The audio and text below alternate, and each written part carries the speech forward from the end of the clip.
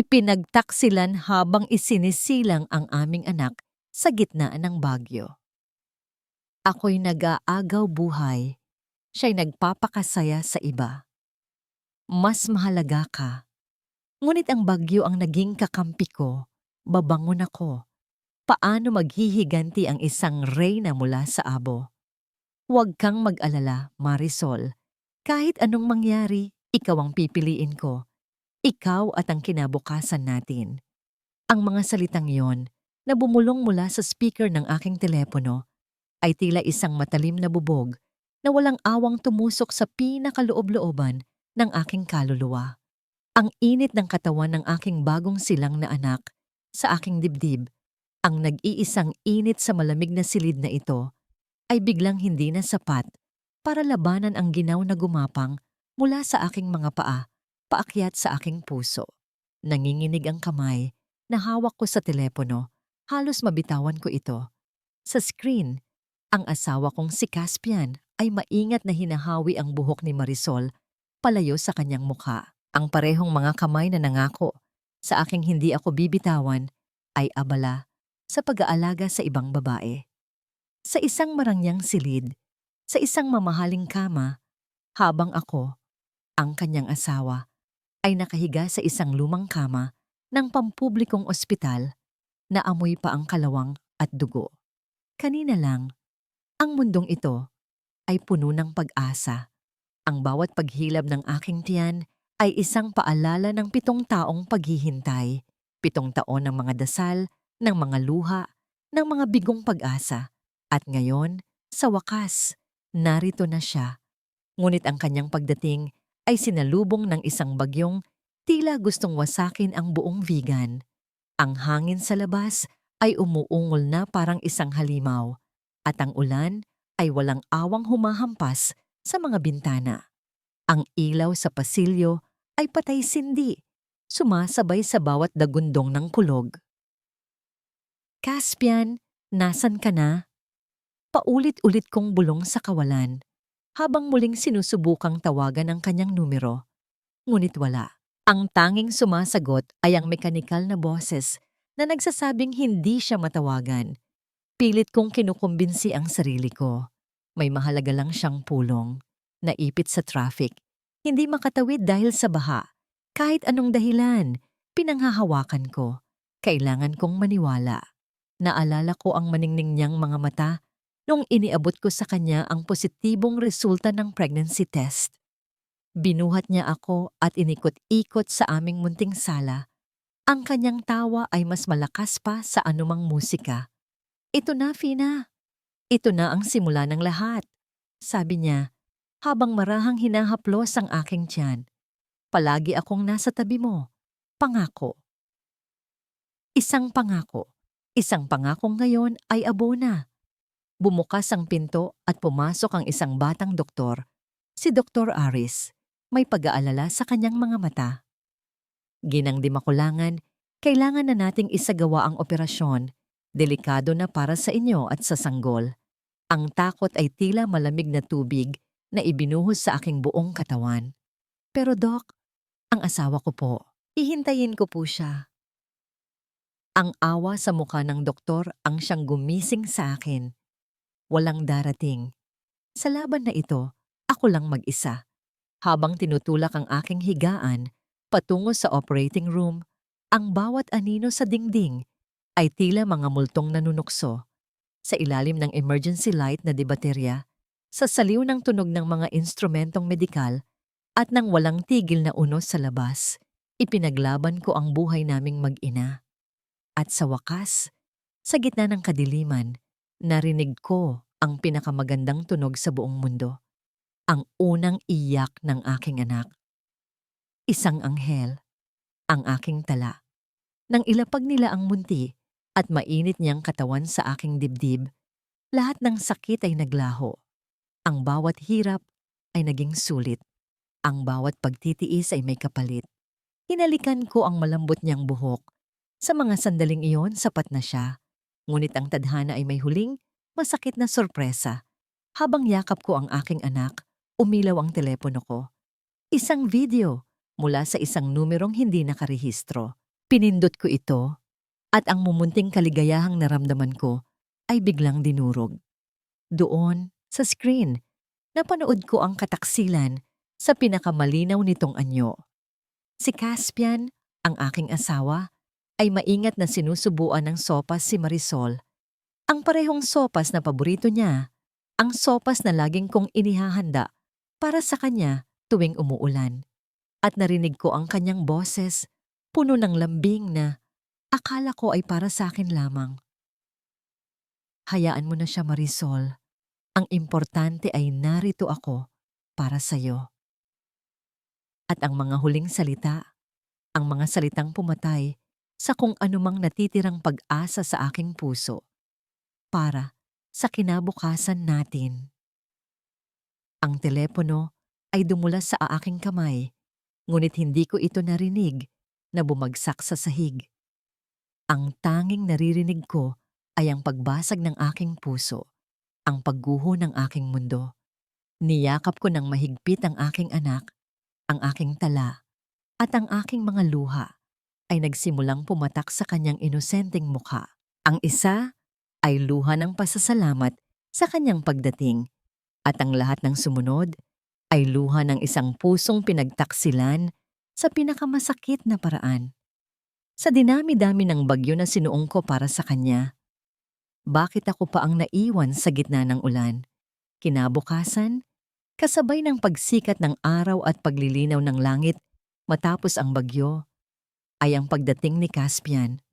Ang ngiti sa kanyang labi ay kasing peke ng sikat ng araw na tumatagos sa maruming bintana ng ospital. Ang bawat salitang lumalabas sa kanyang bibig ay isang perpektong isinulat na script, puno ng mga dahilan at pag-aalalang pilit. Fina, mahal ko, patawarin mo ako. Bungad niya. Sinubukang abutin ang aking kamay, ngunit iniwas ko ito sa dahilan na aayusin ko ang pagkakabalot sa kumot ni Tala. Walang signal, ang daming natumbang puno. Hindi ako makaalis agad sa munisipyo. Halos mabaliw ako sa pag-aalala sa inyo. Hindi ako umimik. Tumingin lang ako sa kanya, pero hindi talaga siya ang nakikita ko. Ang nakikita ko ay ang multo ng lalaking nasa video. Ang estrangherong bumubulong ng mga pangako sa ibang babae. Ang bango ng kanyang pabango, ang pabangong ako pa mismo ang pumili para sa kanyang kaarawan, ay tila nakakasulasok ngayon. Naging lason sa aking pangamoy. Hindi ka ba masaya na makita ako? Naligtas tayo? Tanong niya. May bahid ng pagkainis sa kanyang boses dahil sa aking pananahimik. Sa wakas, nagsalita ako. Ang aking boses ay kasing lamig at kasing pahatag ng sahig na semento. Pagod lang ako, Caspian. Pakiasikaso na lang ng mga papeles para makalabas na tayo. Iyon ang naging simula ng aming digmaang walang salita. Sa pag-uwi namin sa bahay na minsan kong tinawag na aming tahanan, ang bawat sulok ay may dalang alaala na ngayon ay tinik na sa aking dibdib. Ang dating init ng aming pamilya ay napalitan ng isang nakabibiminging katahimikan. Siya ay nagsasalita. Ako ay tumatango. Siya ay ngumingiti. Ako ay tumatalikod. Isang hapon, habang mahimbing na natutulog si Tala sa kanyang kuna, narinig ko ang mahinang boses ni Caspian mula sa kanyang study. Dahan-dahan akong lumapit. Ang puso ko'y kumakabog na parang tambol. Nakasara ang pinto, ngunit sapat lang ang siwang para marinig ko ang usapan na tuluyang wawasak sa anumang natitirang hibla ng aking pagkatao. Hindi pa ito ang tamang panahon, Marisol. Oo, alam ko. Kailangan nating makuha ang paggawaan niya. Narinig kong sabi ni Caspian, ang kanyang boses ay puno ng pagkainip. Iyon na lang ang natitirang ari-arian na nakapangalan sa kanya. Mag-isip tayo ng paraan.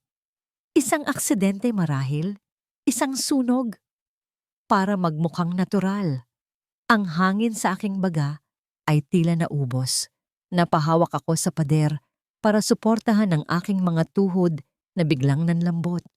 Hindi na ito simpleng kataksilan. Ito ay isang plano, isang masamang balak, hindi lang para kunin ang aking ari-arian, kundi para marahil ay tanggalin ako sa kanilang landas. Ang takot para sa aking sarili, at higit sa lahat, para sa kinabukasan ng aking anak, ay nag-alab na parang apoy sa aking dibdib. Ang kalungkutan ay napalitan ng galit. Ang mga luha ay natuyo at naging determinasyon. Dala ang mabigat na katotohanan ito, pumasok ako sa silid ng aking biyenan, si Lola Esme. Nadatnan ko siyang nakaupo sa kanyang wheelchair, nakatingin sa labas ng bintana. Tila ba nababasa niya ang aking nararamdaman sa pabago-bagong panahon. Simula nang ma-stroke siya, hindi na siya nakapagsalita o nakagalaw ng maayos. Ngunit ang kanyang mga mata, hindi nagbago iyon. Matalas pa rin, puno ng talino at pangunawa. Umupo ako sa tabi niya at kinuha ang kanyang kamay para linisin.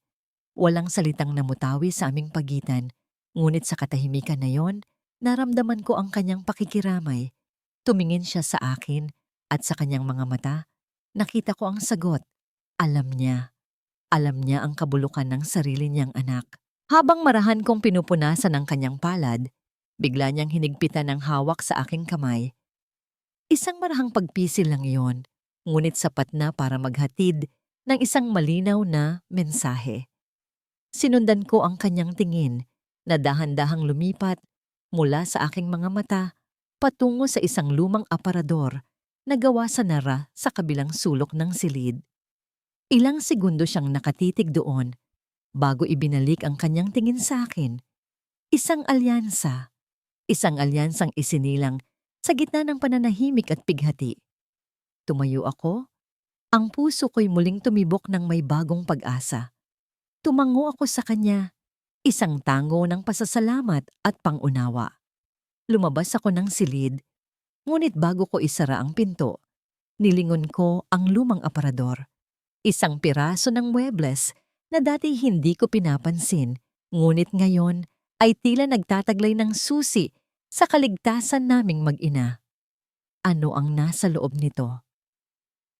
Siyempre, kinabukasan, sa pagkakataong abala si Caspian sa isang tawag sa telepono sa labas, dahan-dahan akong pumasok sa silid ni Lola Esme. Ang lumang aparador na nara ay tila isang tahimik na bantay sa sulok. Ang amoy ng lumang kahoy at nakaraang panahon ay sumalubong sa akin nang buksan ko ang pinto nito. Sa loob, sa ilalim ng mga nakatuping kumot na amoy kapok, naroon ang isang maliit na kahon na yari sa kamagong. Nanginginig ang aking mga kamay habang binubuksan ko ito. Sa loob ay may dalawang bagay lamang, isang luma at tansong susi ng isang bank deposit box at isang maliit na kwaderno na nababalutan ng katad. Ang bawat pahina nito ay puno ng pamilyar na sulat kamay ni Lola Esme. Mula pa noong mga panahong kaya pa niyang isulat ang mga salitang hindi na niya kayang bigkasin ngayon. Bago ko pa man mabuklat ang kwaderno, isang matinis na boses ang bumaasag sa katahimikan. Aba, Fina, andito ka lang pala. Akala ko'y nagmumukmok ka na naman sa kwarto mo. Dumating si Aling Sion, ang tiyahin ni Caspian, na may dalang isang bayong ng prutas, ngunit may ngiti sa labi, na mas maasim pa sa dala niyang mangga. Ang kanyang mga mata ay mabilis na sinusuri ang bawat sulok ng silid. Tila ba may hinahanap na dumi o kapintasan. Kamusta na po, Aling Sion? Bati ko. Mabilis na isinara ang kahon at ipinatong ito sa aking kandungan. Ay nako, mabuti naman. Galing ako sa bayan. Nakasalubong ko si Marisol. Ang ganda-ganda ng sasakyan niya. At balita ko, magpapatayo daw ng bagong branch ng negosyo niya. Talagang kapag masipag at matalino, sinuswerte. Sabi niya na may malinaw na diin sa bawat salita. Isang parinig na direktang nakatutok sa akin.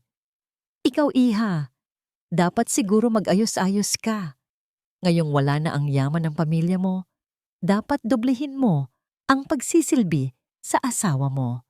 Iyan na lang ang meron ka. Ang bawat salita niya ay isang karayom na tumutusok sa aking pagkatao. Niyukom ko ang aking mga kamao sa ilalim ng kahon. Gusto kong sumigaw.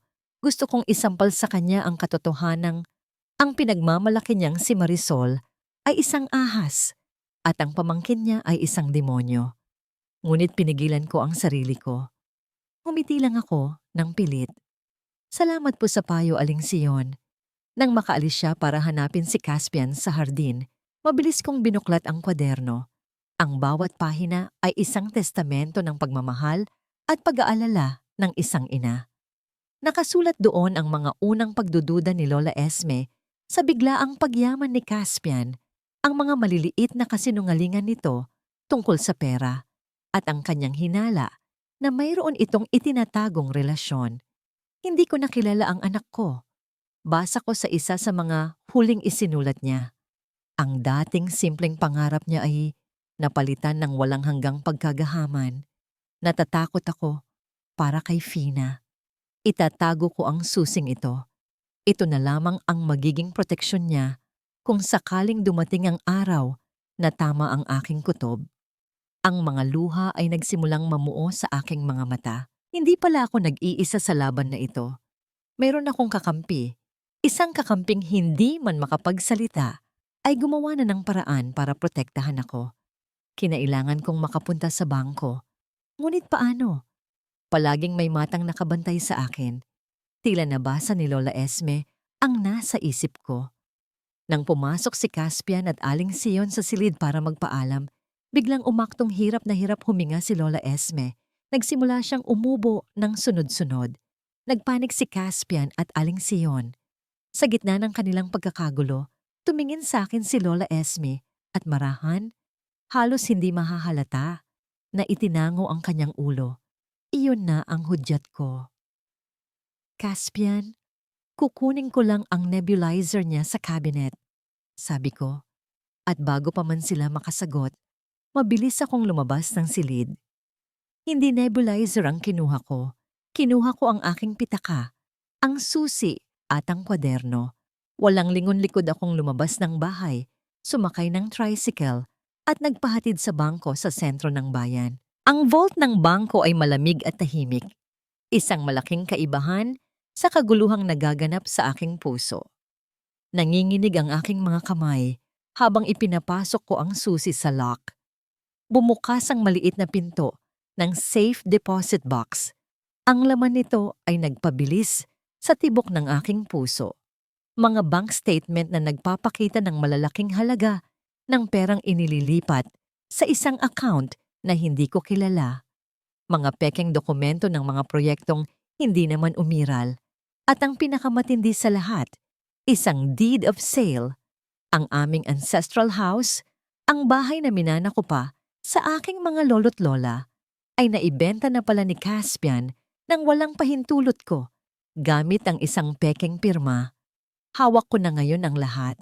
Ang bawat piraso ng ebidensya, bawat patunay ng kanyang kasinungalingan at pandaraya, ay nasa loob ng isang makapal na brown envelope. Ito na ang sandata.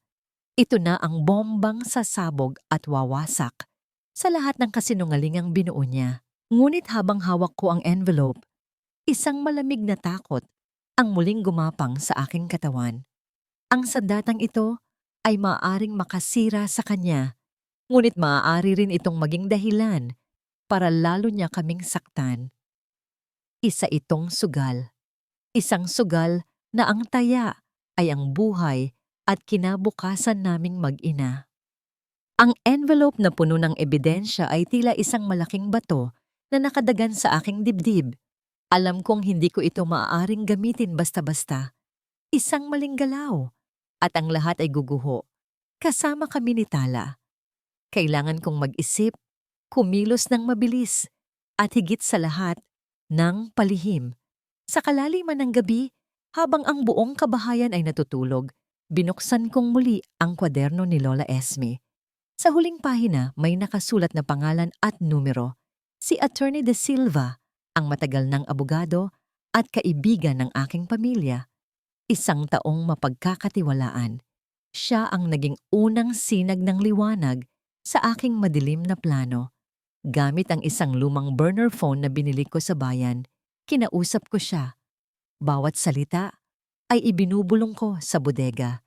Sa gitna ng amoy ng alikabok at mga lumang gamit, palaging may takot na baka may makarinig.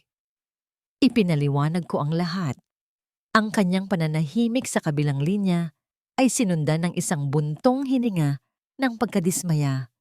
Hindi sa akin, kundi sa sinapit ko. Gagawin natin ang lahat para protektahan ka at si Tala.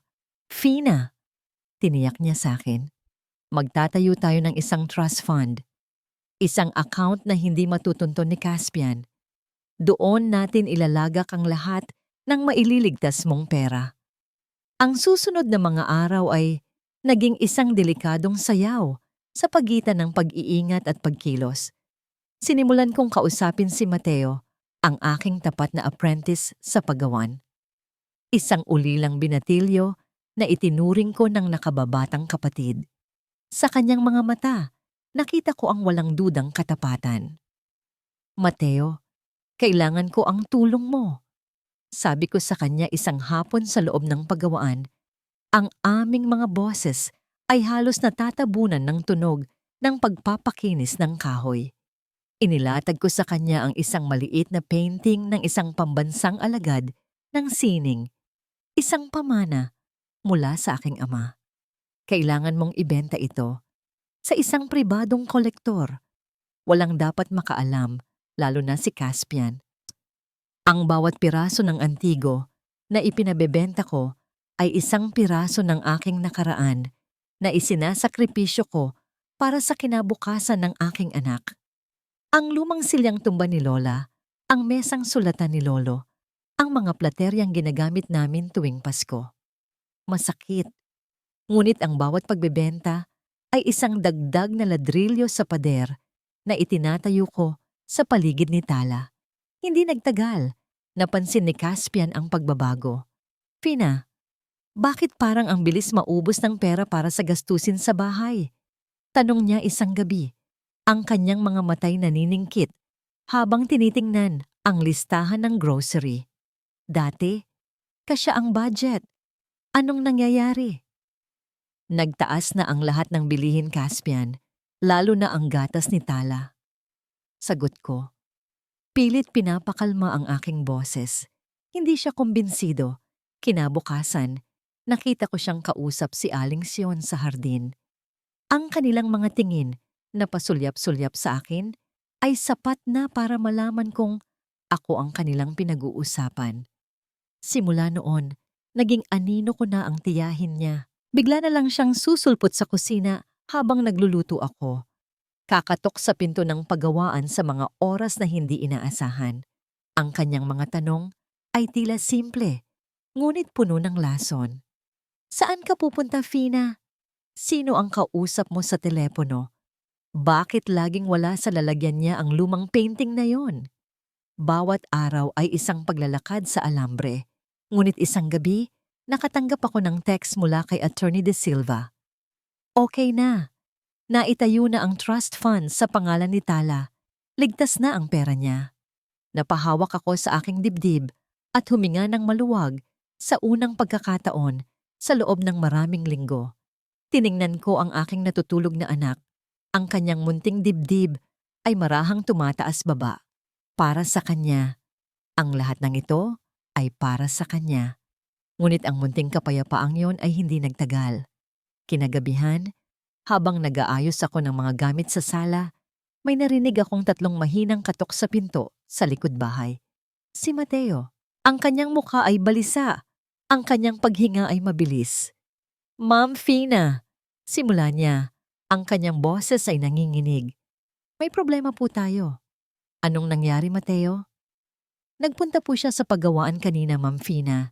Sabi niya, hindi na kailangang banggitin kung sino ang tinutukoy. Naghahanap, nagtatanong. Isang malamig na kaba ang biglang gumapang sa aking likuran. Anong hinahanap niya? Tumingin si Mateo nang diretso sa aking mga mata. Ang kanyang mukha ay puno ng pag-aalala. Hinanap niya po yung Manansala painting, yung kapapabenta lang natin. Ang balita ni Mateo ay isang malakas na sampal na gumising sa akin mula sa aking munting pag-asa. Wala na akong oras. Ang halimaw ay nagising na at naamoy na nito ang aking takot. Salamat, Mateo. Mag-ingat ka. Ang tanging nasabi ko bago ko isinara ang pinto. Kinakabahan akong bumalik sa sala. Nandoon na si Caspian, nakatayo sa gitna ng silid na tila isang hukom na naghihintay sa kanyang nasasakdal. Ang ngiti sa kanyang labi ay nawala na, napalitan ng isang malamig at mapanuring titig. Ang pagpapanggap ay tapos na. Nilibot ko ang buong bahay, Fina. Simula niya yababambamambuwamaya. Ang kanyang boses ay kalmado ngunit may nakatagong panganib. Napansin kong hindi lang pala yung Manansala ang nawawala. Pati yung lumang silya ni Mama. Pati yung mga platerya ni Lola. Saan mo dinala ang mga iyon? Hindi ako sumagot. Niyakap ko lang ng bahagya ang sarili ko. Pilit na itinatago ang panginginig ng aking mga kamay. Humakbang siya palapit. At sa bawat hakbang niya, pakiramdam ko'y lumiliit ang mundo ko. Huwag mo akong gawing tanga, Serafina. Bulong niya, ang kanyang hiningay amoy alak. Akala mo ba hindi ko malalaman? Ang pagtatago mo ng pera? Ang palihim mong pagbebenta ng mga gamit? Hinawakan niya ako ng mahigpit sa braso. Ang sakit ay totoo, pisikal, hindi na lang basta emosyonal. Sabihin mo sa akin, saan mo tinatago ang pera? Pera para kay Tala. Matapang kong sagot. Tinitigan siya ng diretso sa mga mata. Para sa kinabukasan niya, dahil alam kong wala siyang aasahan sa'yo. Isang malutong na sampal ang dumapo sa aking pisngi. Ang lakas nito ay nagpatalsik sa akin sa sahig. Nahihilo, naramdaman ko ang mainit na likido na dumadaloy mula sa aking labi. Wala kang karapatan. Sigaw niya ya. Ang kanyang mukha'y nag-aapoy sa galit. Ang lahat ng meron ka, ako ang nagbigay sa'yo at kaya kong bawiin ang lahat. Lahat. Tinalikuran niya ako at padabog na umalis ng bahay. Narinig ko ang malakas na pagharurot ng kanyang sasakyan papalayo. Naiwan akong mag-isa sa sahig, nanginginig hindi na sa takot, kundi sa katiyakang wala ng atrasan. Kailangan ko nang umalis. Ngayon na, mabilis akong tumakbo sa silid ni Tala. Mahimbing siyang natutulog, walang kamalay-malay sa kasamaang nakapalibot sa amin. Ginamit ko ang burner phone at tinawagan si Dr. Aris. Doc, ngayon na, sabi ko. Ang boses ko'y nanginginig. Alam na niya, kailangan na naming makaalis. Nasaan ka? Pupuntahan ka namin ni Mateo. Apurahang sagot niya. Sa pagawaan, doon kami magkita. May lihim na daanan sa likod ng lumang pugon. Doon kami dadaan. Binalot ko si Tala sa pinakamakapal na kumot. Kinuha ang maliit na bag na naglalaman ng mga dokumento at kaunting damit.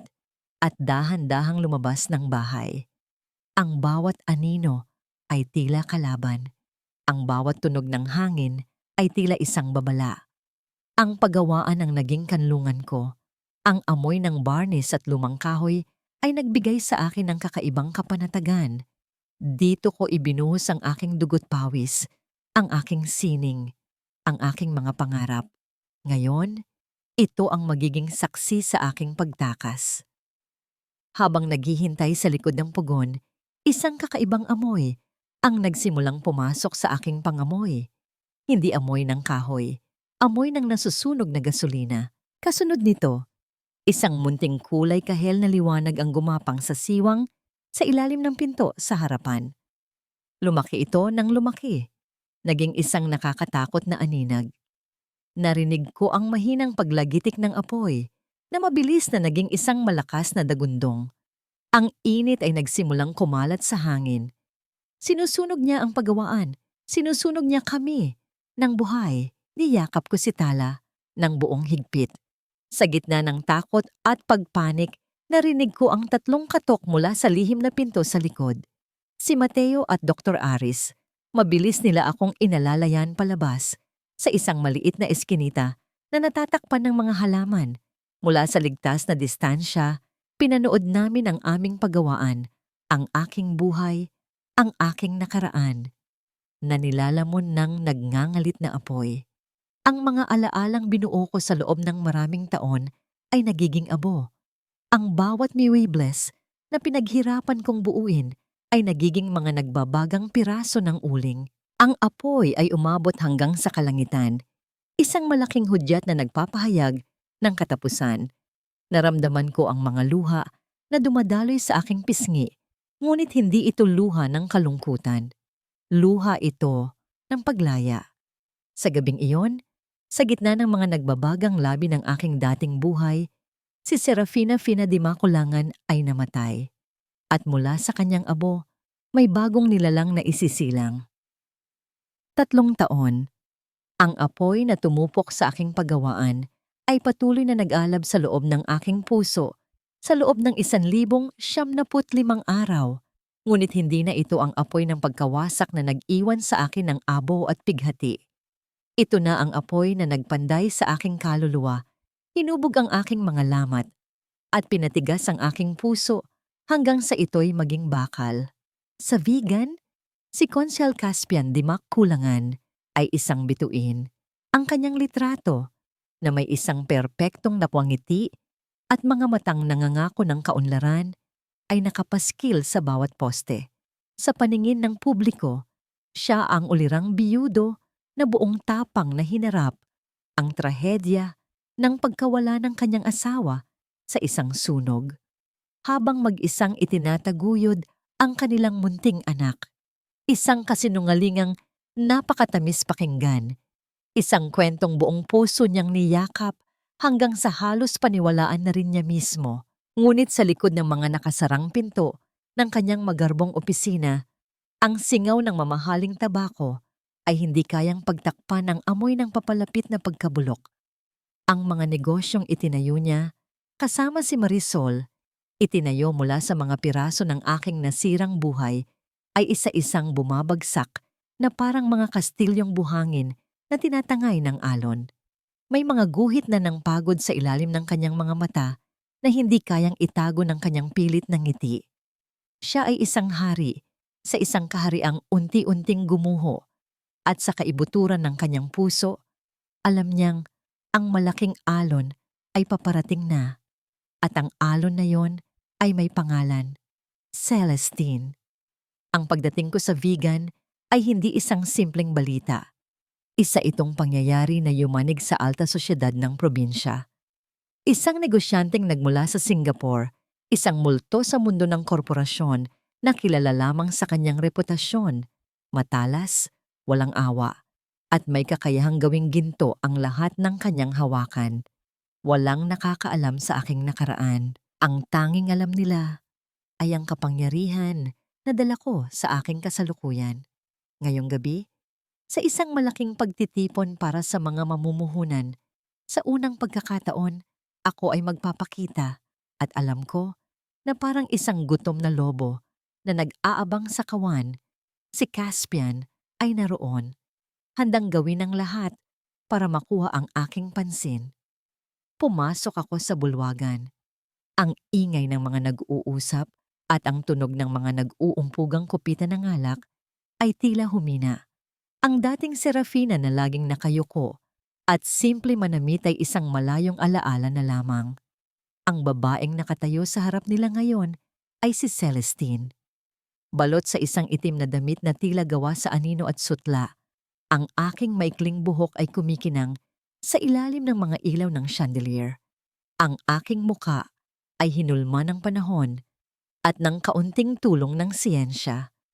Ngunit ang pinakamalaking pagbabago ay nasa aking mga mata. Ang dating maamo at mapagmahal na tingin ay napalitan na ng isang malamig at hindi mababasang titig. Naramdaman ko ang kanyang mga mata bago ko pa man siya tuluyang makita. Nakatayo siya sa kabilang dulo ng silid, may hawak na alak, ngunit hindi ang alak ang kanyang pinag-aaralan, kundi ako. Bawat galaw ko, bawat ngiti ko sa mga bumabati. Naglakad ako sa gitna ng mga tao na tila isang dagat na humahati para bigyan ako ng daan. Ang bawat hakbang ko ay kalkulado, bawat pag-angat ng aking baba ay isang deklarasyon. Hindi ako narito para makipagkaibigan, narito ako para maningil. At tulad ng isang langaw na naaakit sa liwanag, lumapit siya. "Good evening, Miss Celestine. Welcome to Vegan," sabi niya. Ang kanyang boses ay malambing at puno ng paghanga. Inilahad niya ang kanyang kamay. "Counselor Caspian Di Maculangan, it is an honor to finally meet you." Tumigil ang pag-ikot ng aking mundo sa loob ng isang segundo habang tinititnan ko ang kamay na yon. Ang parehong kamay na minsan ay marahan akong hinaplos, ang parehong kamay na walang awang dumapo sa aking pisngi, ang parehong kamay na nagsindi ng apoy na tumupok sa aking buhay. Ngunit ang puso kong dati nagwawala para sa kanya ay nanatiling tahimik at hindi kumibo. Bato. Itinaas ko ang aking kamay na nakasuot ng manipis na itim na guwantes at marahang tinanggap ang kanyang pakikipagkamay. Naramdaman ko ang bahagyang panginginig ng kanyang palad, isang senyales ng kaba o pananabik. Hindi ko tiyak. "The honor is all mine, Counselor." Tinitigan niya ako ng malapitan. Ang kanyang mga mata ay sinusubukang basahin ang nasa likod ng aking malamig na panlabas. Sa isang kisap mata, nakita ko ang isang pagbabago sa kanyang ekspresyon. Isang munting pagkunot ng noo, isang anino ng pagdududa na mabilis na dumaan sa kanyang mga mata, na para bang may nakita siyang isang pamilyar na anino, isang multo mula sa nakaraang pilit na niyang ibinabaon sa limot. Naramdaman ko ang panandaliang paghigpit ng kanyang hawak, isang di sinasadyang reaksyon sa isang pamilyar na pakiramdam na hindi niya matukoy. Ngunit kasing bilis ng pagdating nito, nawala rin ang pagdududang yon. Ang nasa harap niya ay isang maganda at makapangyarihang babae. Hindi ang simpleng asawang iniwan niyang mamatay sa apoy. Para sa kanya, ako ay isang pagkakataon, isang hagdanan paakyat sa mas mataas na kapangyarihan. At si Caspian, higit sa lahat, ay hindi kailanman pinalalampas ang isang pagkakataon. "I trust you're finding our city to your liking?" Tanong niya. Ang kanyang ngiti ay bumalik na, mas malapad at mas mapanlinlang kaysa dati. "Vegan has its charms," sagot ko. Marahang binawi ang aking kamay mula sa kanyang pagkakahawak. "But I'm more interested in its future, Counselor, not its past." Ang bawat salita ko ay may dalang dobleng kahulugan. Isang patalim na, sa kanya ko lamang itinututok.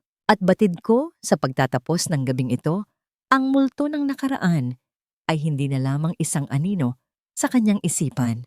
Ito ay magkakaroon na ng pangalan. At ang pangalan na yon ay Celestine. Ang gabi ng pagtitipon ay sinundan ng isang linggong puno ng kalkuladong pananahimik. Hahayaan ko siyang maghintay. Hahayaan ko siyang magtaka. Hahayaan kong ang kanyang desperasyon ay lumago na parang isang halamang ligaw na unti-unting sumasakal sa kanyang pag-iisip. At tulad ng inaasahan, sa ikawalong araw, tumawag siya. Ang aming pagpupulong ay hindi naganap sa kanyang opisina sa munisipyo, kung saan siya ang may kontrol at pamilyar sa bawat sulok. Pinili ko ang isang pribadong conference room sa pinakamahal na hotel sa Vegan, isang lugar na neutral, malamig, at walang anumang personal na alaala. Ako ang nagtakda ng oras. Ako ang nagtakda ng mga patakaran.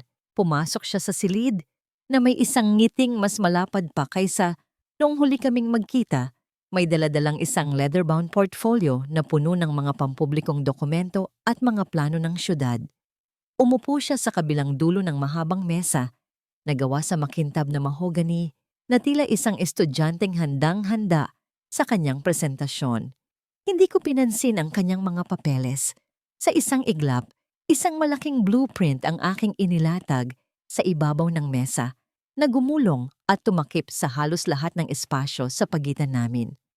Hindi ako interesado sa mga maliliit na proyekto, Counselor. Mariin kong sinabi. I'm here to build an empire. Ang nasa blueprint ay ang Vegan Heritage Revitalization Project. Isang detalyadong plano na hindi lamang magpapatayo ng mga bagong hotel at restaurant, kundi bubuhayin muli ang mga luma at napabayaang istruktura. Mga lumang bahay na gagawing mga boutique hotel. At ang sentro ng lahat, isang malaking complex na magiging tahanan ng mga pinakamahuhusay na artisan na magpapanumbalik sa sining ng paggawa ng mga antigong kagamitan. Isang proyektong direktang tumutusok sa puso ng nakaraan na pilit niyang tinatakasan, ngunit inihain ko sa paraang hindi niya kayang tanggihan. Habang ipinapaliwanag ko ang mga numero, ang bilyon-bilyong pisong pamumuhunan, at ang lawak ng kapangyarihan at impluwensyang kaakibat nito, nakita ko ang dahan-dahang pagbabago sa kanyang mga mata. Ang pagiging professional ay napalitan ng pagkagahaman. Ang kanyang katawan ay bahagyang nakasandal pasulong. Ang kanyang mga mata ay kumikinang na tila isang mangangasong nakakita ng isang gintong usa. This is brilliant, Miss Celestine. Absolutely brilliant. Sabi niya, ang kanyang boses ay puno ng hindi maitagong pagkamangha. This will not just revitalize the city. This will solidify my legacy. Ang legacy na itatayo mula sa mga abo ng aking mga pangarap. Isang malamig na ngiti ang gumuhit sa aking mga labi. Legacy comes with a price, Counselor. At ang mga investor ko sa Singapore ay kilala sa kanilang pagiging metikuloso. Anything? Mabilis niyang sagot. Ang kanyang mga matay nagniningning. Sabihin ninyo lang kung ano ang kailangan ninyo. I will provide everything. Ito na ang sandali. Ito na ang paghuhulog ko ng pain. Sumandal ako sa aking upuan at sa ilalim ng mesa, naramdaman ko ang paglamig ng aking mga palad. Pinagkrus ko ang aking mga daliri sa ibabaw ng mesa para itago ang bahagya nitong panginginig. Bago kami maglabas ng kahit isang sentimo, kailangan naming magsagawa ng sarili naming due diligence. Kailangan namin ng kompletong access. Of course, full transparency. Ano pong mga papeles ang kailangan ninyo? Tinitigan ko siya ng diretso sa mga mata. Ang aking boses ay bumaba. At naging mas mabagal. Bawat salita ay may bigat at talim. Kailangan ko ang lahat. Ang kompletong internal financial report ng Di Makulangan Group of Companies. Bawat transaksyon, bawat investment. Kasama na ang lahat ng negosyong kasosyo mo, si Marisol. Ang pangalan na yon, ang pangalang minsan ko nang isinumpa. Ang pagbigkas ko rito ay tila isang munting bomba na sumabog sa gitna ng katahimikan ng silid. Nakita ko siyang bahagyang nanigas sa kanyang upuan. Ang kinang sa kanyang mga mata ay panandaliang napalitan ng isang madilim na anino ng pag-aagam-agam at takot. Ang pagbibigay sa akin ng mga dokumentong yon ay katumbas ng pag-abot ng susi sa kanyang sariling selda. Ang pagtanggi naman ay mangangahulugan ng pagkawala ng proyektong sasagip sa kanya mula sa pagkalunod. Ang silid ay biglang napuno ng isang mabigat na katahimikan. Sa labas ng bintana, ang araw ay patuloy sa kanyang pagkinang. Walang kamalay-malay na sa loob ng kwartong yon, isang demonyo ang nag-aalok ng isang kasunduan at isang desperadong kaluluwa ang pinipilit pumili sa pagitan ng kanyang pagkagahaman at ng kanyang kaligtasan. Kakagatin kaya niya ang pain. Tumagal ng 2 araw bago niya ibinigay ang hinihingi ko. 2 araw na batid kong ginugol niya sa pakikipagtalo sa kanyang konsensya at sa kanyang pagkagahaman. Ngunit alam ko kung sino ang mananaw. Palaging nananalo ang pagkagahaman. Dumating sa aking hotel suite ang 3 makakapal na kahon, selyado at inihatid ng isang pinagkakatiwalaang tauhan ni Caspian. Ang bawat kahon ay puno ng mga folder at ang bawat folder ay naglalaman ng isang piraso ng kanilang kaluluwang ipinagbili. Habang binubuklat ko ang bawat pahina, ang amoy ng papel at tinta ay tila nagiging amoy ng katarungan. Sa sumunod na pagpupulong namin, ako ay handa na. Everything seems to be in order, counselor. Sabi ko, habang nakaupo kami sa parehong conference room. Ngunit sa pagkakataong ito, ang mesa ay puno ng mga papeles na nagmula sa kanyang mga kahon. Halos lahat. Kinuha ko ang isang pulang ballpen at marahang binilugan ng isang numero sa isang financial statement. Ang tunog ng dulo ng ballpen sa papel ang tanging maririnig sa aming katahimikan. Itinulak ko ang papel sa kanyang harapan. Itong representation and marketing expenses ninyo, medyo malaki. Sabi ko sa isang tonong tila nagtatanong lang. Halos 2 milyon para sa isang buwan. Maari ko bang malaman kung saan ito napunta? Nakita ko ang bahagyang pagbabago sa kulay ng kanyang mukha. Ah, iyan. Si Marisol ang namamahala sa marketing. Alam mo na, mga anunsyo sa dyaryo, mga event. Ngumiti ako. Isang ngiting puno ng pagkukunwaring pang-unawa. Naiintindihan ko. Ang partner ninyo si Marisol ay tila may napakamahal na panlasa sa marketing. Masyadong magastos para sa isang negosyong hindi naman kumikita ng ganoon kalaki. Tumingin ako sa kanya, tila ba nagbibigay ng isang payo. Sa isang partnership counselor, ang tiwala ay kasing halaga ng kita. Mahirap magtiwala sa isang partner na hindi tapat sa bawat sentimo.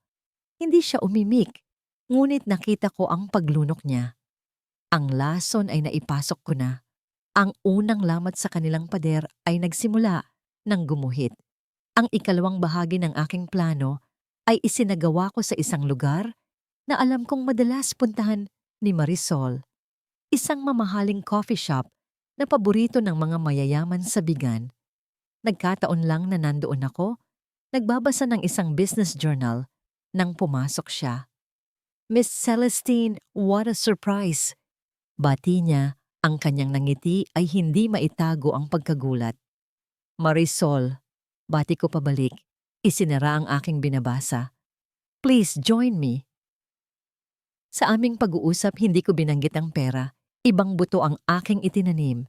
Ang partner ninyo, si Counselor Di Makulangan ay isang napakatalinong tao. Simula ko.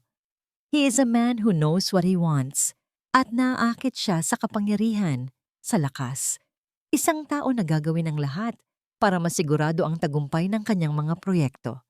Ngumiti si Marisol. Tila ba ipinagmamalaki ang papuri ko kay Caspian. Ganoon nga po siya. Kaya naman, pagpapatuloy ko, habang marahang hinahalo ang aking kape, minsan ay kailangan niyang gumawa ng mga mahihirap na desisyon. Tumingin ako sa kanya. Ang aking mga mata ay puno ng kahulugan.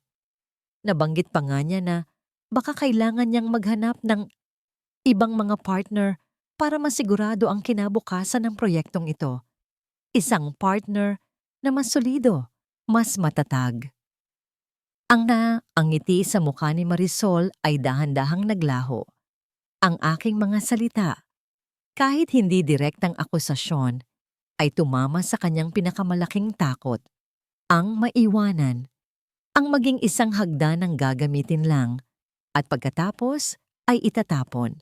Nang gabing iyon, sa loob ng kanilang malaking bahay na puno ng mga mamahaling gamit, ngunit walang init ng isang tunay na tahanan, hindi na mapakali si Marisol. Habang naliligo si Caspian, hindi niya napigilan ang sarili. Kinuha niya ang laptop nito na naiwan sa ibabaw ng kama. Nanginginig ang kanyang mga daliri habang binubuksan niya ito. Walang password.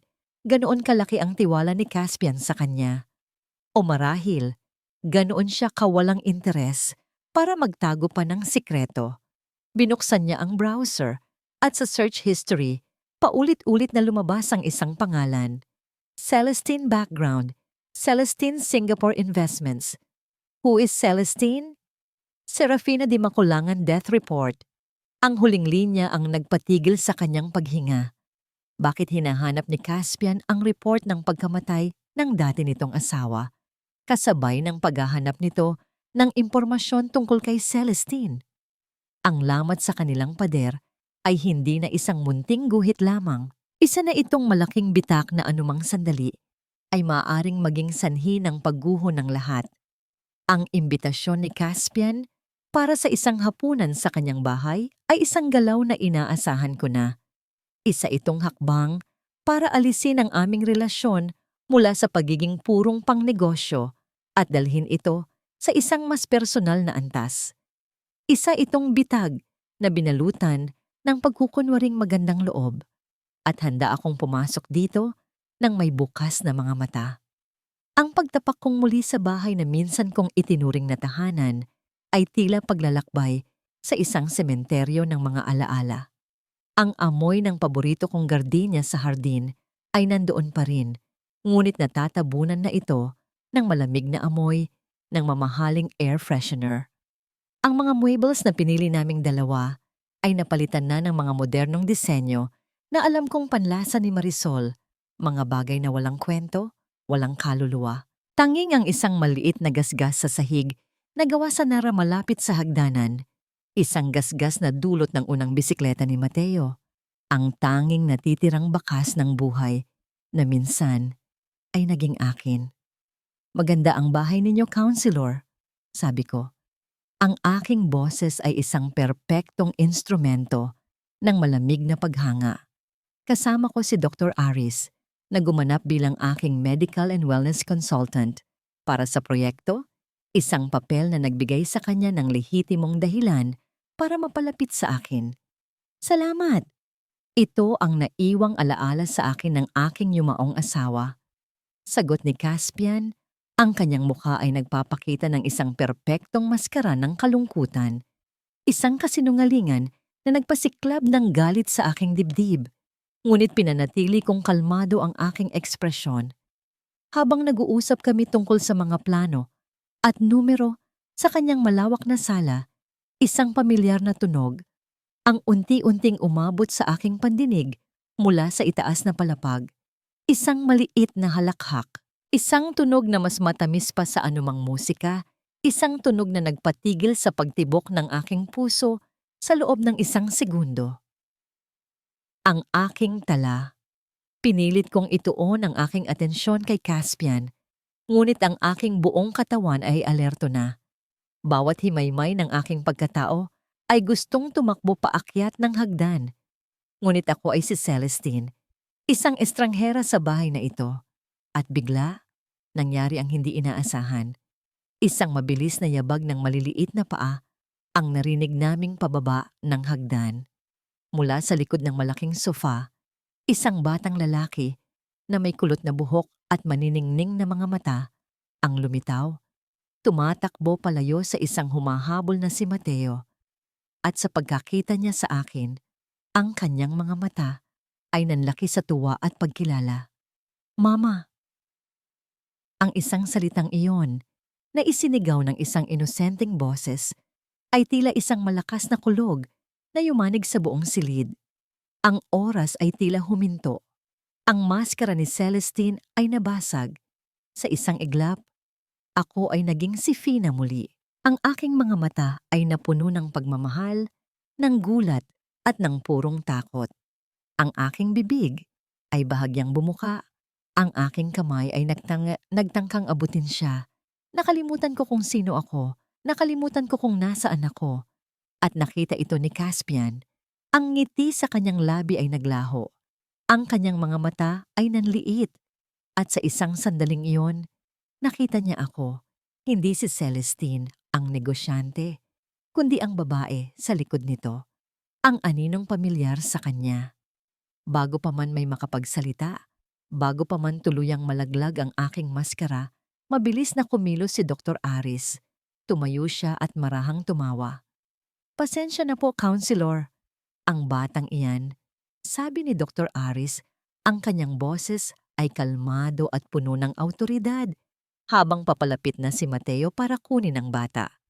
Medyo na-attach sa kanyang yaya na nagkataong may pagkakahawig kay Miss Celestine, kaya mama na rin ang tawag niya. Si Mateo, na ngayon ay namumutla, ay mabilis na binuhat si Tala. Paumanhin po, ma'am, sir. Ang kulit po talaga, sabi niya. at mabilis na dinala ang bata pabalik sa itaas. Ang paliwanag ay perpekto, masyadong perpekto. Sinubukan ni Caspian na ngumiti, ngunit hindi na ito umabot sa kanyang mga mata. Ganoon ba? Naku, ang mga bata talaga. Pinilit kong ibalik ang aking pag-composure. Ang aking puso ay kumakarera pa rin sa loob ng aking dibdib. Walang problema, counselor. Ngunit alam kong hindi siya naniwala. Ang katahimikan na sumunod ay mas mabigat kaysa sa anumang sigawan. Pagkatapos ng ilang sandali, tila may naalala siya. Tumingin siya sa akin. Ang kanyang mga mata ay puno pa rin ng matalas na pag-usisa. Speaking of children, Miss Celestine, sabi niya sa isang tonong kaswal, ngunit puno ng panganib. Nabanggit ninyo na mayroon kayong anak na lalaki sa Singapore. Gusto ko sanang makita ang litrato niya, kung ayos lang. Ang tanong ni Caspian ay hindi isang simpleng pakiusap. Ito ay isang hamon, isang matalas na patalim na itinutok niya sa aking lalamunan. Alam niyang ako ay nagsinungaling at ang larawan ng aking anak sa Singapore ang magpapatunay kung sino talaga ako. Isang napakagandang ideya, counselor. Sagot ko, ang aking boses ay kalmado at mas matatag kaysa sa aking nararamdaman. Tumayo ako, lumapit sa bintana at tiningnan ang malawak na hardin na minsan kong inalagaan.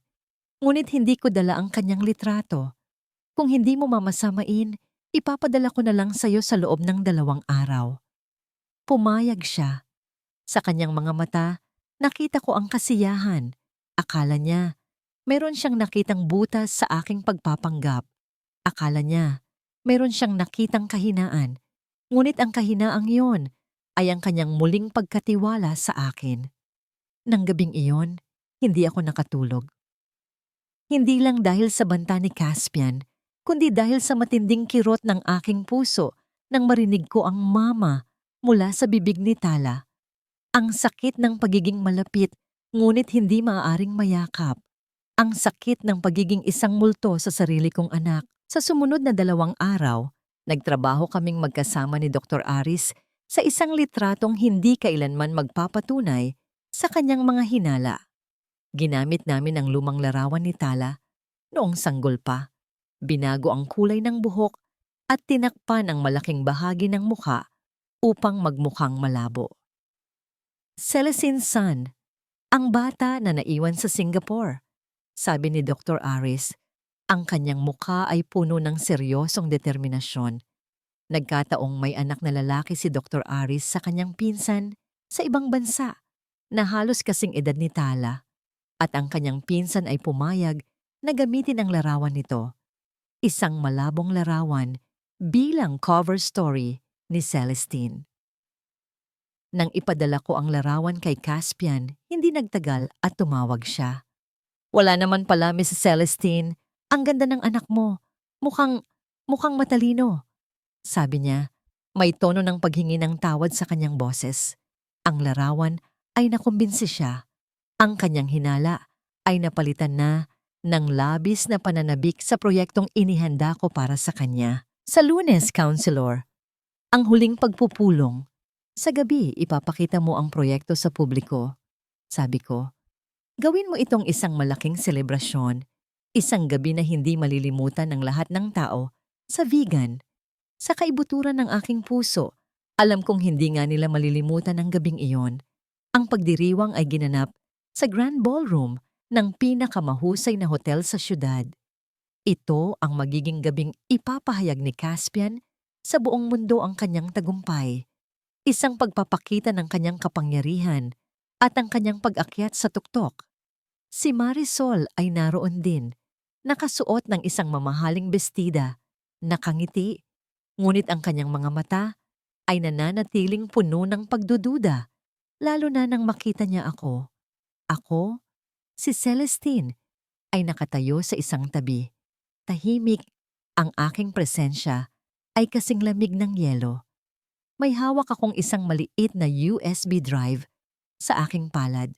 Ang USB drive na naglalaman ng kanyang kalupitan. Ang lahat ng ebidensya, ang lahat ng katotohanan, ang bomba na nakatakdang sumabog. Nagsimula ang programa.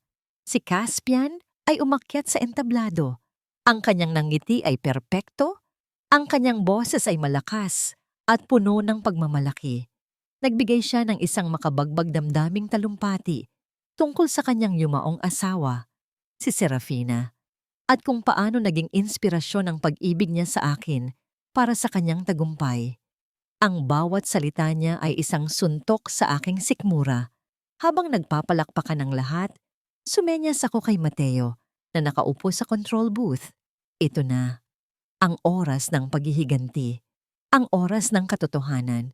Ngunit bago pa man niya makabit ang USB drive sa computer, naramdaman ko ang pag-vibrate ng aking telepono sa aking clutch bag. Isang text message mula sa isang numerong hindi ko kilala. Binuklat ko ito at ang aking paghinga ay biglang huminto.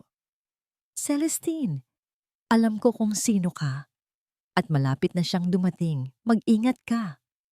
Ang text message ay tila isang malamig na kamay na biglang humawak sa aking pulso. Alam ko kung sino ka. Ang banta ay hindi lamang sa akin. Ito ay sa buong plano ko. Sino ang nagpadala nito? Sino ang siya na malapit nang dumating? Si Marisol o isang tao pang mas matindi. Sa entablado, si Caspian ay nakangiti. Ipinapahayag ang kanyang magagandang balita sa buong mundo. Tila isang artista sa pinakamagandang bahagi ng kanyang pagtatanghal. At ngayon, sabi ni Caspian, ang kanyang boses ay umaalingaw-ngaw sa buong bulwagan. Hayaan nating masaksihan ng lahat ang proyektong magbabago sa mukha ng vegan. Ipakita ang ating video. Naglakad ako patungo sa control booth. Ang aking mga mata ay nakatitig sa lahat ng tao. Hinanap ko ang numero ng nagpadala ng text, ngunit walang lumabas na detalye. Ito ay isang burner phone, isang senyales na ang nagbabanta ay seryoso at matalino. Nang makarating ako sa control booth, tinapik ko ang balikat ni Mateo. Handa na siya. Wala nang urungan, Mateo. Marahan kong sabi, gawin mo na. Tumango siya at isinalpak ang USB drive. Ang lahat ng ilaw ay humina. Ang malaking LED screen sa likod ni Caspian ay umilaw. Ang lahat ng bisita ay nakatingin, naghihintay ng mga rendering ng mga bagong gusali at mga pangako ng kaunlaran. Ngunit ang lumabas ay hindi ang aking blueprint. Ang unang imahe na tumambad sa lahat ay ang malaking larawan ng isang lumang, maruming bank statement. Ang bawat numero ay malaki at malinaw. Nagpapakita ng mga paglilipat ng bilyon-bilyong piso sa mga offshore account. Kasunod nito, ang mga dokumento ng pagbebenta ng isang ancestral house na may pekeng pirma. Ang bulong-bulungan ay nagsimula, mabilis na kumalat na parang isang sunog. Nawala ang ngiti ni Caspian. Ang kanyang ekspresyon ay nagbago mula sa pagkamalaki hanggang sa purong takot. Tiningnan niya ako. Ang kanyang mga mata ay nanlilisik na para bang ako ay isang demonyong bigla na lang sumulpot. Hindi ako natinag. Sa isang hudyat, pinalabas ni Mateo ang sunod na video. Ito ay ang video na natanggap ko sa ospital. Ang intimate video ni Caspian at Marisol na may malinaw na audio. Ang boses ni Caspian ay umaalingaw-ngaw sa buong bulwagan. Hayaan mo na siya, Marisol. Ang importante ay narito ako para sa'yo, para sa kinabukasan natin. Ang bulwagan ay napuno ng kaguluhan, ng mga sigawan at ng mga pagkabigla. Isang malaking gulo. Sa gitna ng kaguluhang yon, dahan-dahan akong naglakad patungo sa entablado. Ang aking mga mata ay nakatutok kay Caspian na ngayon ay namumutla na at hindi makagalaw. Nang makarating ako sa entablado, kinuha ko ang microphone. Ang aking boses ay malakas at malinaw, at ito ang nagpatigil sa lahat ng ingay. Hindi ninyo pinapanood ang isang proyekto, mga ginang at ginoo, sabi ko. Pinapanood ninyo ang isang krimen, isang pagtataksil. Dahan-dahan kong kinuha ang aking contact lens na nagtatago sa kulay ng aking mga mata. Ang aking mga mata ay bumalik sa kulay tsokolate ang kulay ng mga mata ni Serafina. Tiningnan ko si Caspian. Hindi ako si Celestine. Ang aking mga salita ay tila may kapangyarihang magpapigil sa lahat ng paghinga. Ako si Serafina Di Maculangan, ang asawang iniwan niyang mamatay sa gitna ng bagyo, ang asawang pinagtaksilan niya, ang asawang sinunog niya para lang makuha ang aking kayamanan. Ang bulwagan ay tahimik na parang sementeryo, ngunit hindi pa tapos ang drama. Tumingin ako kay Marisol na ngayon ay nasa kabilang dulo ng silid, nakatayo sa tabi ng isang matandang babae. Ang matandang babae na nakita ko lang sa isang malabong larawan ni Lola Esme. At ikaw, Marisol, sabi ko, ang aking boses ay puno ng pait. Ang babaeng nagtaksil sa akin na nagpanggap na kaibigan at tumulong na sirain ang aking buhay. Ang sumunod na revelasyon ang siyang nagtapos sa gabi ng mga pagkabigla. Pamilya mo ako. Biglang sigaw ng matandang babae sa tabi ni Marisol. Ang kanyang boses ay nanginginig. Ang nanay mo, kapatid ko. Ipinanganak kanya sa labas ng kasal.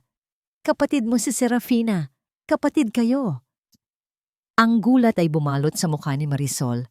Ang kanyang mga mata ay lumaki at tiningnan niya ako at ang matandang babae, si Caspian, na nakikita ang pagkasira ng kanyang buong plano ay nag-iba ng tingin. Wala kang alam, sigaw niya kay Marisol. Ikaw ay isa lang kasangkapan, isang tanga. Ang akin ang lahat. Sa sandaling iyon, ang mga ilaw ay biglang bumukas. Tumunog ang sirena ng pulis. Counselor Caspian Di Maculangan, you are under arrest for fraud, conspiracy to commit murder and other charges, sabi ng isang opisyal ng pulisya na kasama si Attorney De Silva. Si Caspian ay sumigaw, nagpupumiglas. Tiningnan niya si Marisol, ang kanyang mga mata ay puno ng pagkamuhi. Ikaw ang nagsumbong? Sigaw niya kay Marisol. Ang kanyang boses ay tila isang hayop na nasugatan. Si Marisol, na namumutla at nanlalambot, ay nakatitig sa akin. Hindi na niya kayang magsalita. Ang paghila ng pulis kay Caspian ay nag-iwan ng isang bakas ng kaguluhan at katahimikan sa Grand Ballroom. Ang mga bisita, na minsan ay mayayaman at mapagmataas, ay ngayon ay nagbubulungan. Ang kanilang mga mukha ay puno ng takot at pagkamangha. Sa entablado, ako ay nakatayo pa rin. Ang aking puso ay kalmado na. Ang init ng galit ay napalitan ng isang malamig na kapayapaan. Ang katarungan ay nanalo na. Tiningnan ko si Marisol. Ang kanyang mukha ay basang-basa ng luha, hindi dahil sa pag-aresto ni Caspian, kundi dahil sa revelasyon ng matandang babae na ngayoy nakayakap sa kanya. Ang pagiging magkapatid namin, ang katotohanang ang taong kinamuhian niya at tinangkanyang sirain ang buhay ay ang kanyang sariling dugo. Dahan-dahan akong bumaba ng entablado at lumapit sa kanila. Ang matandang babae, na pinsan pala ng aking yumaong ina, ay umalis at hinayaan kaming dalawa. Sino ang nagpadala ng text message? Tanong ko kay Marisol. Tumingin siya sa akin. Ang kanyang mga mata ay puno ng matinding sakit at pagsisisi.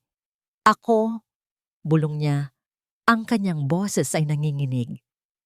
Nang makita ko ang search history ni Caspian, ang paghahanap niya sa mga detalye ng pagkamatay mo at ang paghahanap niya tungkol kay Celestine, alam kong may mali. Alam kong ikaw iyon. At alam kong balak niyang saktan ka muli. Hindi ko na kayang maging kasangkapan. Ang pag-aresto, ako ang tumawag sa pulis. Pag-amin niya, hindi para sa'yo, Fina. Para sa sarili ko. Ayoko nang maging laruan ng kahit sino.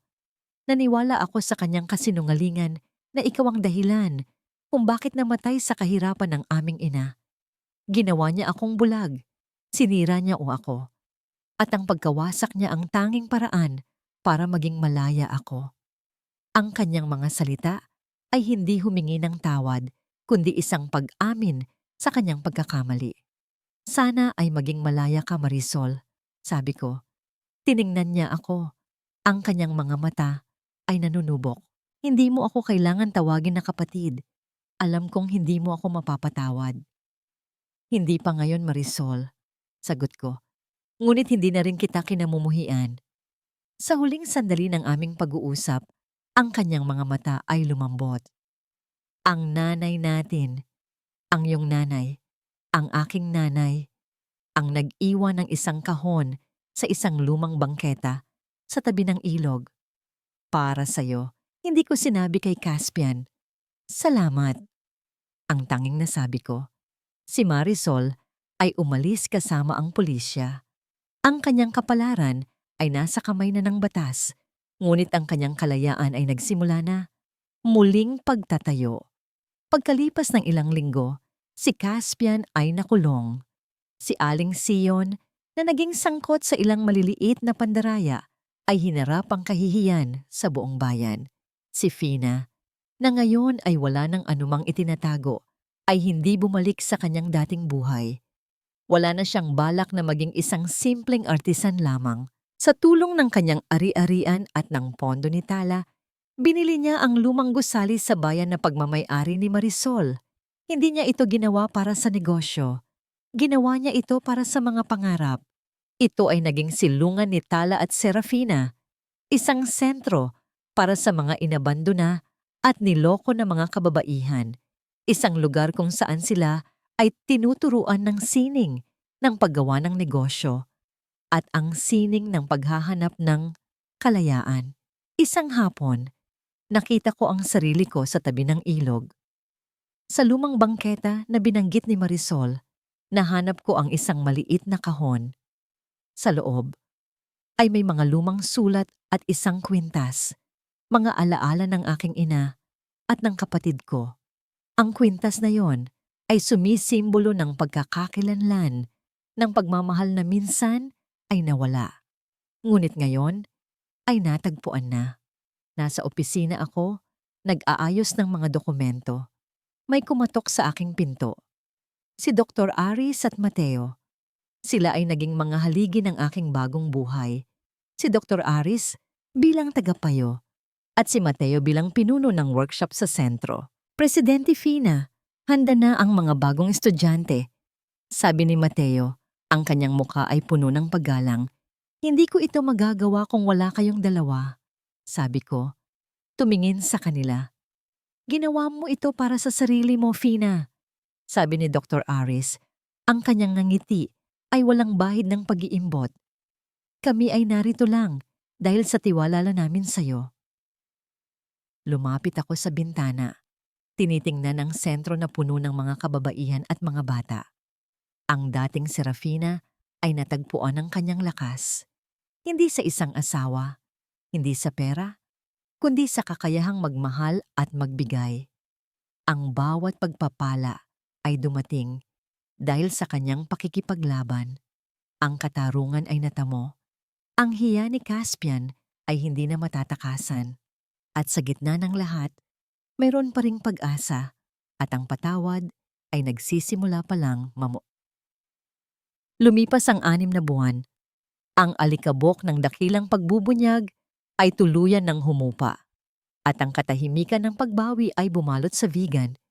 Hindi na kami pinag-uusapan sa mga bulungan ng bayan. Ang focus ay lumipat na sa silungan ni Tala at Serafina, ang sentro ng pag-asa na itinayo mula sa mga abo ng aming pagkasira. Ang paglaya at ang bunga ng karma, si Caspian, di makulangan ay nahatulan. Ang kanyang kapalaran ay hindi na nakasalalay sa aking paghihiganti, kundi sa batas na pilit niyang nilabag. Ang kanyang pagkabilanggo ay hindi tagumpay para sa akin, kundi isang simpleng pagpapatunay na ang karma ay may sariling takdang oras. Si Marisol ay humarap sa kanyang sariling paghuhusga. Ang kanyang pag-amin at pagtulong sa mga awtoridad ay nagpagaan sa kanyang sentensya. Sa isang huling pagbisita ko sa kanya, ang kanyang mga mata ay hindi na puno ng galit, kundi ng lungkot at isang anyo ng pagtanggap. Iniabot niya sa akin ang isang liham, detalyado ang mga alaala ng aming ina at ang kwintas na isinuko niya. Hindi ko siya napatawad, hindi sa isang iglap. Ngunit sa pagtanggap ko ng liham, Inalis ko ang bigat ng pagkamuhi sa aking puso. Ang patawad ay hindi para sa kanya. Ito ay isang regalo para sa aking sarili. Isang susi na nagbukas sa aking kalayaan. Ang kapayapaan sa puso ng Reyna. Ang kapayapaan ay hindi dumating sa pamamagitan ng isang lalaking binuo ng perpektong pag-ibig, kundi sa pamamagitan ng pagmamahal na nakita ko sa aking sarili. Naging isang respetadong presidente ako ng silungan. Ang bawat gusali, ang bawat makina, ang bawat proyektong itinayo ay galing sa aking sariling talino at pinaghirapan. Si Dr. Aris at Mateo ay nanatili sa aking tabi, mga tagapayo, tapat na kaibigan, at walang hanggang kasangga. Wala na ang anumang bahid ng romansa. Ang aming pag-iibigan ay isang pag-iibigan ng mga kaluluwang napagaling, isang pag-iibigan ng tiwala at paggalang. Isang hapon, kasama ko si Tala sa tabing dagat. Nakasuot ako ng isang simpleng linen dress. Ang buhok ko'y malayang hinahaplos ng hangin. Si Tala, ngayon ay isang matalino at mapagmahal na bata, ay abala sa paggawa ng isang kastilyo. "Mama, tiningnan mo. Ito na ang pinakamataas na kastilyo," sabi niya, puno ng pagmamalaki. Bigla, isang malaking alon ang sumalpok at ang kastilyo ay gumuho sa isang iglap. Napasigaw si Tala, ang kanyang mga mata ay nanunubok sa pagkabigo. Nang makita ko ang gumuhong buhangin, hindi na ako nakaramdam ng sakit. Ang memorya ng sunog na tumupok sa aking buhay ay hindi na isang trauma. Ngayon, ito ay isang leksyon. Lumapit ako at hinawakan ang kamay niya. "Huwag kang malungkot, anak," sabi ko. "Hindi mo pwedeng pigilan ang alon. Pero tandaan mo, ang buhangin, kahit gumuho ng gumuho, ay hindi nawawala. At ang ating mga kamay, kahit gaano kahirap ang sitwasyon, ay may kakayahang itayo ito muli." Kinuha ko ang buhangin at sinimulan naming itayo ang isa pang tore. Tingnan mo, Tala. Ito ang ating bagong kastilyo.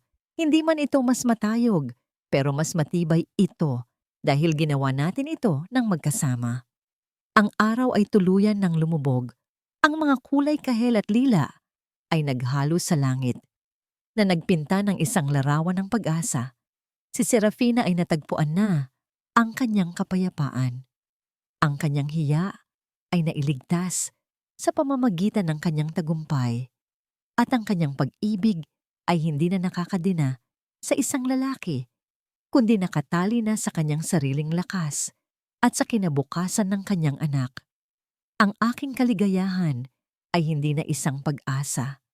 Ito ay isang katotohanan. At ang aking kaligayahan ay hindi na isang pag-asa.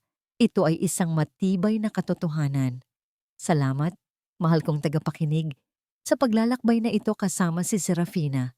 Sa bawat bulong ng pighati, sa bawat tibok ng puso, sa gitna ng bawat pagtataksil, sa bawat luhang dumaloy, at sa bawat ngiti ng muling pagbangon, ramdam ko ang inyong presensya.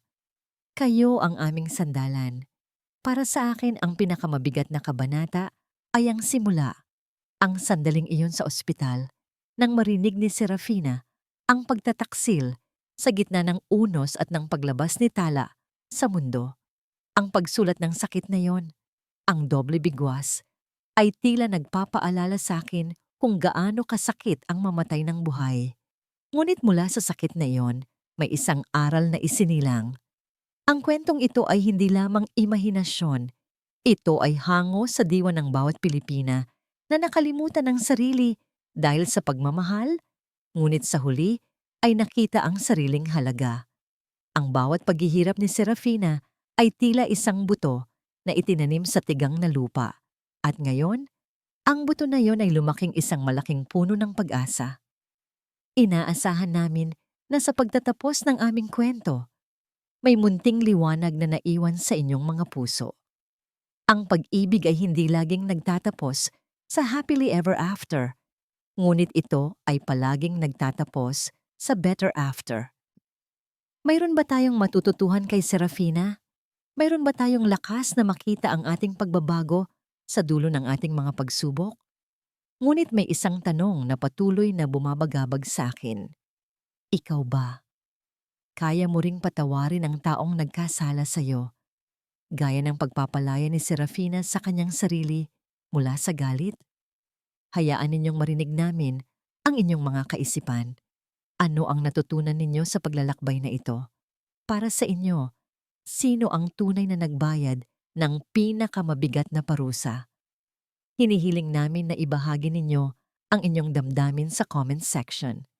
Kung nagustuhan ninyo ang kwentong ito, sana ay i-like at i-share ninyo ito sa inyong mga kaibigan upang mas marami pa ang makarinig sa kwento ng pagbangon at pag-ibig na nagpapagaling. Maraming, maraming salamat. Hanggang sa muli.